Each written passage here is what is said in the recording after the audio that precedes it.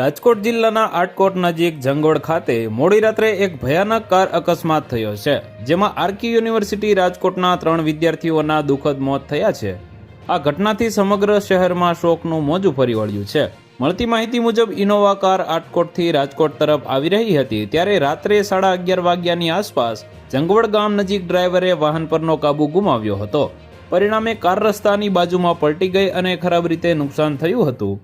અકસ્માત એટલો ભયંકર હતો કે કારનો આગળનો ભાગ સંપૂર્ણપણે નુકસાન પામ્યો છે. સ્થાનિક લોકોએ તાત્કાલિક પોલીસ અને એમ્બ્યુલન્સને જાણ કરી હતી.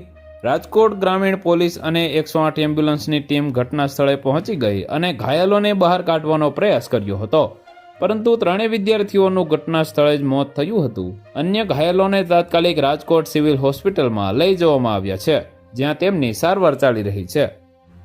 તો વધુ માહિતી મેળવવા માટે ચેનલ સાથે જોડાયેલા રહો. વિડીયો પસંદ આવે તો લાઈક કરી દેજો. ચેનલમાં નવા છો તો સબસ્ક્રાઈબ કરી દેજો.